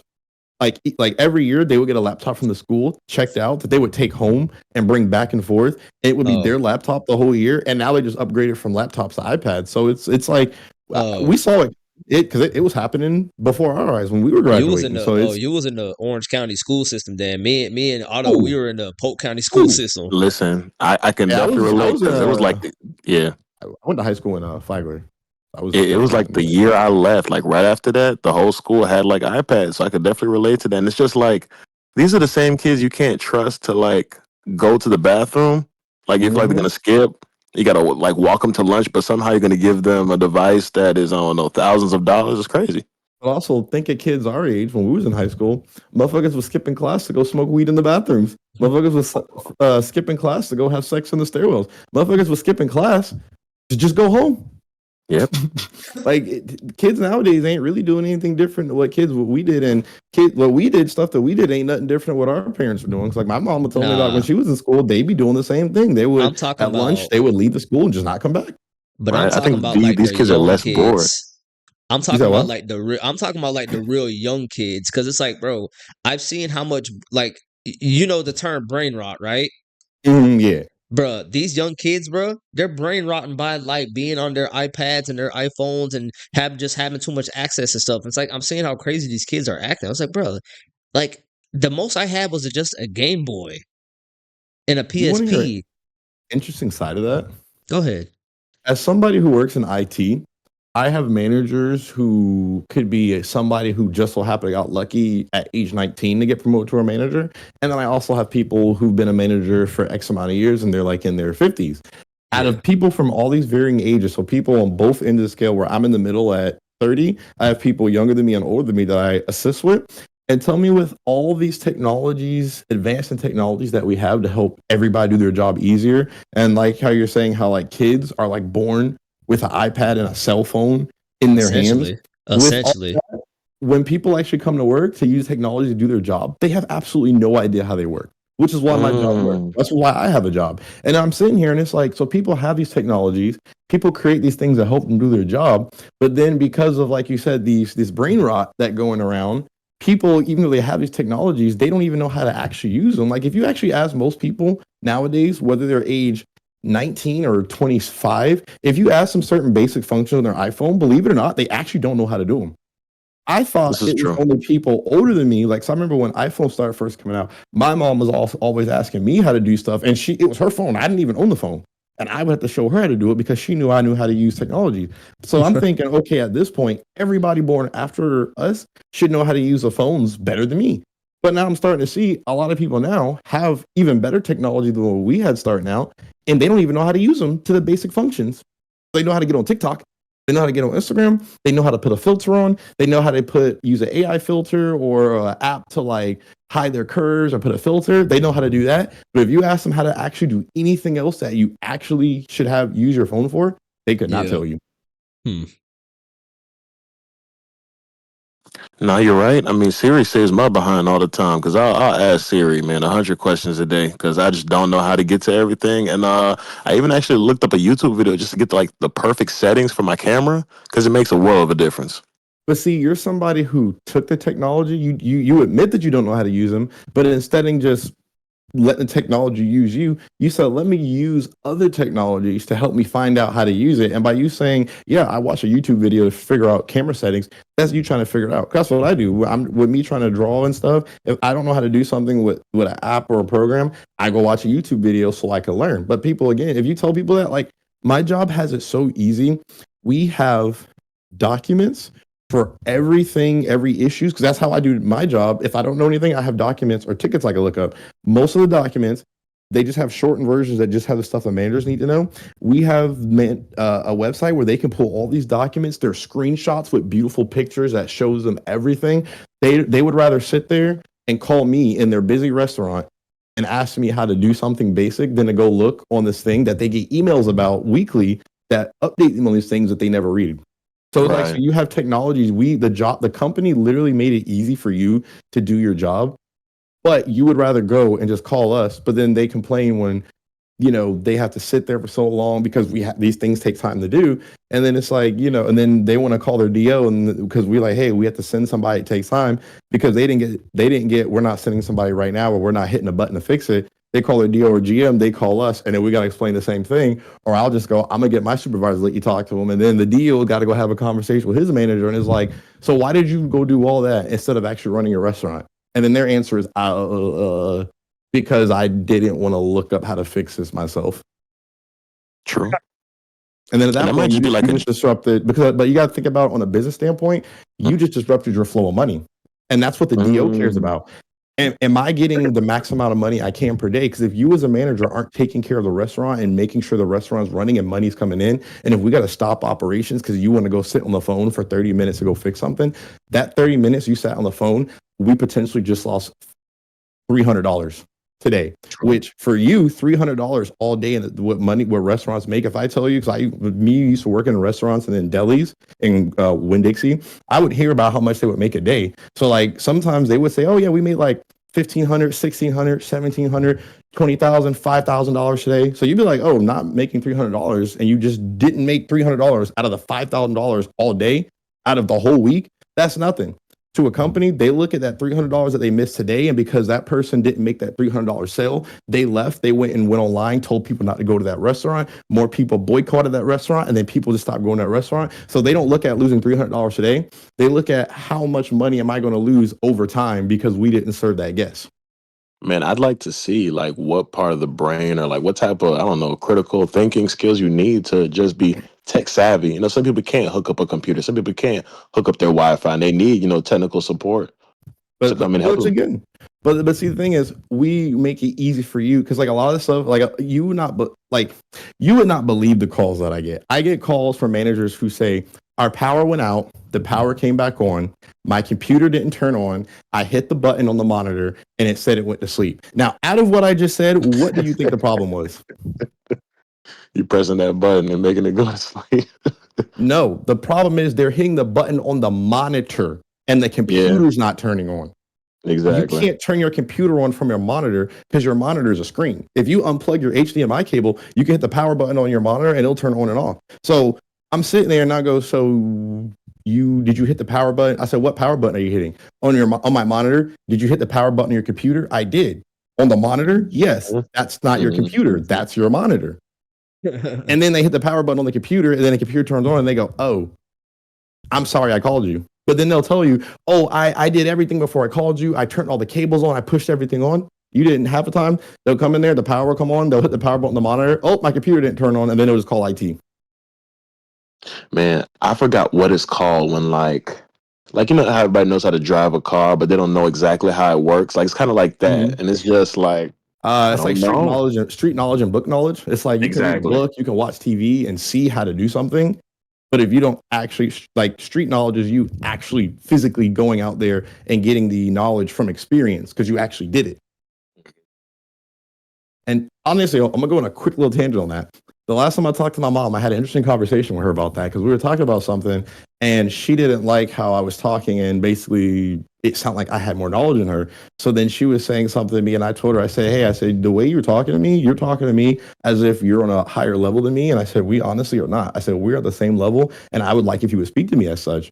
And then she was like, well, you got to remember is I'm older than you. So because I have age, that means that I'm more wise than you. And I said, Mom, I'm going to tell you a crazy concept. Age does not mean experience. I'm going to tell you why. Man. You can take a kid from age 16 to 23, works at McDonald's. He's going to be a manager. You can take a 42-year-old person who's never worked in the food industry, needed a job, worked at McDonald's. Guess what? They don't care that you're 42 and that this kid's 23. That 23-year-old kid is going to be your manager and you're going to be working under him. Why? Because we don't give a fuck how old you are. He has experience because he's physically worked at this job. He's physically got experience. Another case in point, if you take somebody who's 50 years old, they lived in a house their whole life, never went outside, never experienced anything. And then you take a 25-year-old kid who's traveled the whole world because his parents been in the military. Well, when those two meet, theoretically, that 25-year-old kid will have more experience than that 50-year-old person because that 25-year-old person went out and experienced things in the world. And yeah, that 50-year-old man could sat there and watch it on TV and say, oh, well, I know about how roller coasters work because I saw a BBC network or PBS special on it. And then that 25-year-old can go, yeah, well, I've actually been on a roller coaster. So that 25-year-old experience is going to be more like important than that 50-year-old man because he watched a video, but just because he watched a video, he didn't physically experience the thrill of going up and down, feeling like you're not in control, the wind blowing in your hair. So how can you, like, if you're going to write a book on that, I don't want to hear that 50-year-old man's experience because he's never done it. You know what I'm saying? True. So like, I had that conversation with my mom, and at the end of it, she still basically didn't want to hear it. And what's crazy, I was like, the fact that you live in a world where you believe that the concept of age trumps experience, that means that you live in a world where you are limited by the constructs of what the world told you. But because you can't sit there and open your mind and believe that maybe people who can experience things can have more experience in life than people who are just older. And the fact that you can't believe that means you refuse to open your mind and think outside the box, which just because of that, you think in a very limited box. I think in an unlimited space, which just because of that, I'm not even on the same level as my mom. And now I actually think of her as someone on a lower level than me just because she refuses to open her mind and actually think differently than where her world tells her. Man, just to man hit back on that. These kids are so smart.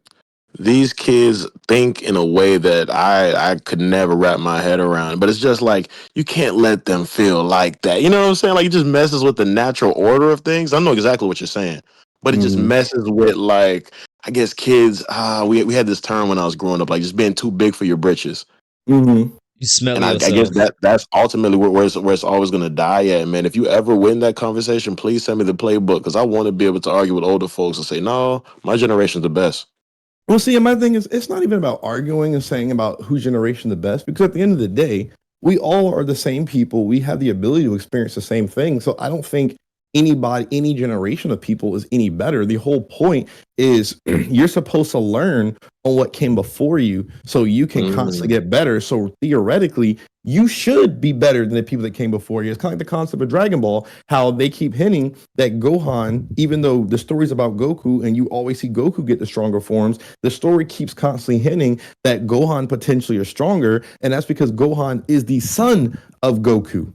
He should be somebody to take all the experiences that his dad have plus his experiences to go even further. So I should be able to take the experience, yes, by word of mouth from my parents, from what they experienced, and then I take my own experiences, combine it, and that should allow me to grow. But then when I go back to talk to my family about my experiences, and then they relate to theirs, it should allow us to both talk on a now equal footing, because now the lessons that they told me when I was a child, that they were like, you're not going to get this till you're older. Now we're able to come back to those lessons as I'm an adult and now you're an adult, and we can say, hey, yeah, those lessons you were talking about, I finally understand them. But then now I can tell you about the lessons from my life that I didn't understand, because part of the thing, that's where the whole big thing with me and my mom even came from.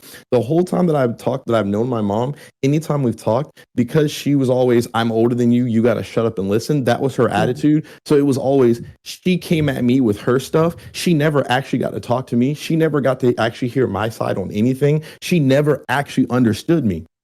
So I said, okay, now that I'm an adult, I can come back and say those things you told me about when I was younger, Mom, you were right. I finally got to see them. But now also, let me give you the clue on where I was thinking to know. So now the things that you were actually wrong in, you can see why you're wrong, because now you have the insight on what was going on in my head, which you didn't have at that time. So now that we're talking, there's nothing that puts one of us over the other. We both have knowledge of the same things now. So we're on the same level. But because my mom goes, she didn't like the words that I was saying or how it was coming off.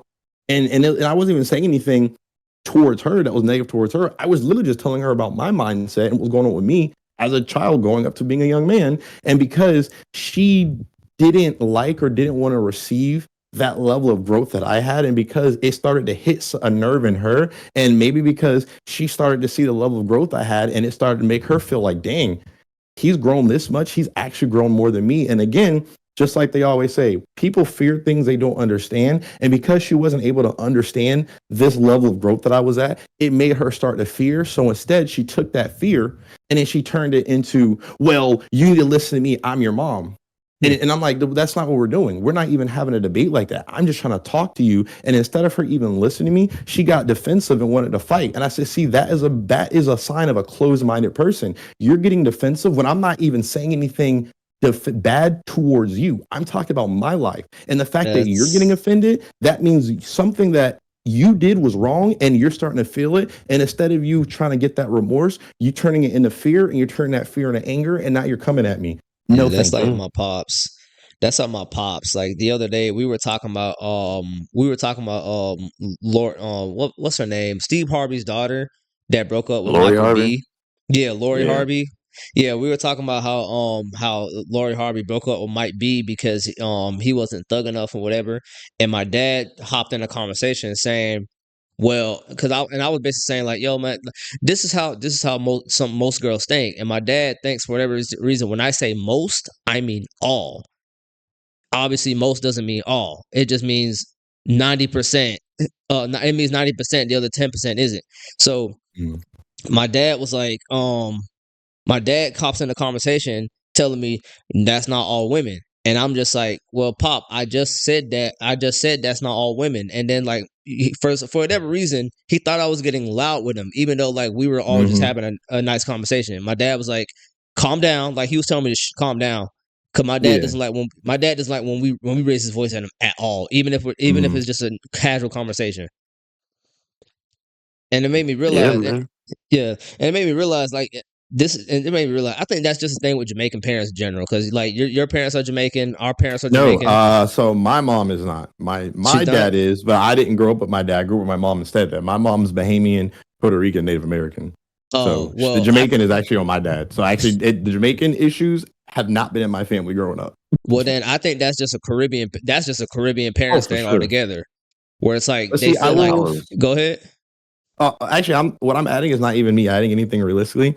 Conversations like this is actually what I'm glad we have Casey here for, because now that we actually have a woman here, we can actually get more insight to that. Like how you were saying about, hey, X amount of women, blah, blah, blah, blah. Now we have a woman that can give some insight on a woman, because whether she subscribes to some of those versions of women you're talking about or not, she's been around been around multiple types of women. So she can give us some more insight on that. So that gives us some more insight for that. So I would actually like in a hot minute for her to take away on her thoughts on that. But I will say this last thing. I do think we do need to learn how to use better verbiage just as in general in people. And it's something that I'm trying to do now as well, because again, that is still a crazy thing to say majority and then say 90% and then 10%, because realistically, theoretically, we don't even know how many humans are actually alive on Earth. And we don't even know how many women or men actually do certain things. So what I think is a better verbiage is you could say something like a good portion, or like something that doesn't actually relate to saying more than the other, just saying like a good portion or a decent portion, or even you can say a lot of women that I've experienced. See, when you say it like, because when you say all 90% of women, you're talking for all men in the world. And I'm not going to lie to you, even simps aren't going to agree with you, because simps have a different mindset. So for one, you're talking based on the women that you've experienced. That's the type of thing that you see. Now, if you've met like 30 different women in your life and 20 of those women were like that and 10 wasn't, then that actually validates what you said, 90% and 10%, because you're going off of your experience. So as a better verbiage, maybe you can say, for me, 90% of the women that I've experienced. And because you say that, then it's not saying that he's wrong, but then he also can't say that you're wrong, because you're saying from what I experienced, and then he can say, oh, well, from what I experienced, and then you guys could see the differences of opinion, and then y'all can say, okay, maybe we could talk to more. And then this is where Casey would come in from an actual woman's perspective. There you go. And we are not a red pill podcast, by the way. We're not. I'm actually going to cut it off once we're done talking about this. We're not a red pill pod. Okay. Wait. So what am I answering again about women? Oh yeah. I'll let. Well, since he was the one that originally said it, I'll let him say it. So now I'm trying to watch how I even. So the thing is, we don't want people to come here and think that this is, because we're mainly just gamers and we talk about gaming related stuff. But this last section of the podcast, since it's kind of like, we call it, commando or whatever, we kind of take away the rules from our own podcast, and it's more of a free grab bag. So I feel like we can kind of touch on it a little bit, but not just go too much, because we don't want people to come here and just be like, they're going to talk about Andrew Tate and stuff. Like, we're mainly a gamer podcast, nerds. We want to talk about that. But again, because at this point we're talking about just our personal life experiences, I feel like it is appropriate in this setting to kind of go into it a little bit. So again, going on to the question, I will let you repeat what you said, Brown. So I was talking about how I was talking about Lori Harvey and Michael B. Jordan. Now, this actually does pertain to like being a nerd in general, because Michael B. Jordan is that nerdy guy, but obviously Mm-hmm. he's more successful than us. And Lori Harvey is that girl that she's that girl that you know dated Michael B. Jordan, but she dropped him to go mess with some little thugaboo rapper that nobody even knows about. And it brings up the topic of like how girls like guys that are nerdy or into nerdy things unless it's under the guise of him being conventionally attractive. And I witnessed this, and we witnessed this growing up. I seen this growing up because it was cool for like the top wide receiver in high school to like Dragon Ball Z, but when I liked Dragon Ball Z, it was seen as weird and creepy. Okay, so I will say this too. So I feel like either there's two things. So sometimes girls, being girls, because I've known a lot of women. I've lived in That's quite why a we few. need your perspective. I'm 30. I'm 30 Oof. now. I've lived in quite a few states. I've worked with a lot of people. I've always done like customer service. I've talked to a lot of people. So I know people in quite a way. So I will say this, there's usually two types of ways that that could go. So either A, she's really a nerd, but you're not her type of nerd. And it is an attractive thing. Cause sometimes like there are some women, like some women are like, okay, you know, being attractive isn't a necessary thing for me. But like me personally, I have to find some kind of physical attribute to like for you Right. to be attractive.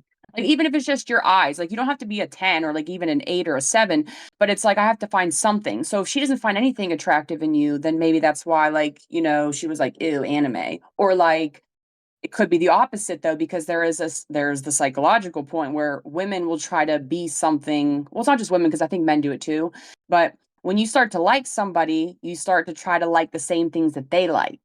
So she may not really even like those things, but because the hot guy likes them, now she likes them. See, this is an interesting. See, this is what I'm Right. glad. See, it's like I Yeah, said, I it's studied one psychology we in need a college, woman's so like perspective. I like to look at all different like retrospects and like how like I like to like look at different people's perspectives and kind of, and I'm a very like critical thinker, and I'm a Virgo, so my mind goes wild. So I can Yeah, literally because think of all these different ways of why somebody would do something. if you look from a non-biased standpoint, stand back and look at everything, it can kind of give you a picture. Because, like they always say, in a little bit of every lie is a bit of the truth, and potentially every truth could have a bit of a lie. So, just like in movies, when they make a movie and they say based off true events, it's based off true events, and then they add the stuff to it. So, I think it's like the same. It kind of like goes hand in hand. So, it's like when you step back and kind of look at all different sides, you can kind of piece together. You know, if you critically think what the full picture is, which again, like I said, this is why it's perfect that I wanted us to have, a female woman, or, however term you want to use here, just so we have somebody else who could have extra insight. Because before, if you weren't here, us two just would have been talking, and we could have just like go on what we view on women, but it's not going to be the same as what an actual view of a woman from a woman's perspective, which is why, again, it's perfect Right. that you're here and you have unique insights on that. So It's like me talking to my girlfriends about dudes, and like we're all trying to figure out like, well, why did the guy do this, you know, this and that. Well, we all aren't men, so like we're just kind of all elaborating and we're scheming, but we're coming from an emotional woman spot where like women, we kind of react emotionally, where men react logically. So there's like we're comparing two completely different like bodies. So like yeah, it is. That's why like if you know, I have a lot of guy friends, so when I have problems like with a dude or like in a relationship, I'm like, hey, like what's this? They're going to be very transparent with me because they're my male friends, you know? And like it's good to have a different opinion when it's that same sex that you're kind of wanting the opinion on. So Now, the only thing that gets troublesome with that is when some people start letting the lines get blurred on either side, and that's when people got to be careful on who they go to. But that goes into you knowing your circle, you knowing your people, yeah. you knowing these are my people that I play around, like I play video games with. These are my people that I actually hang out with, and these are the people that I all around actually consider friends. I game with them, I hang out with them, and I can have these Yeah. conversations with. And again, some people can't differentiate like that, but we're trying to help create or get people to think critically and get a whole new generation of people rise up. We got Yeah. this. We got this. And once again, We don't we're do- not. Once again, we're not a Red Pill podcast, but we're gonna have to go ahead and wrap this up. Mhm. Casey, since you're our new addition to our group, how about you go ahead and drop your social media accounts? All right, bet. Yeah, I will. Well, I guess cat's out of the bag because I did introduce myself because I was trying to like stay away from my actual name, but I forgot since my name on here on. It's Yeah, all we good. didn't tell them. That was my bad. We I know can take. no, No, I it's told okay. her, It's but okay. it It's was all okay. good. That's just my alter ego. We'll go with that. And the Yeah. real OG will know my real name is Casey, not Mhm, Candace. Candice. Yeah, tell them where they can find you at off of the You guys podcast. can find me on Isativa Diva on Instagram. I don't have Twitter, and my Discord is like Casey_cakes, and that's all I got. Which All right. Oh, and Twitch, Candid Clapper. the most important? Yeah, she will be Candid whenever she's Clapper. free going live. That's the And we most give a lot important of one. claps. All right.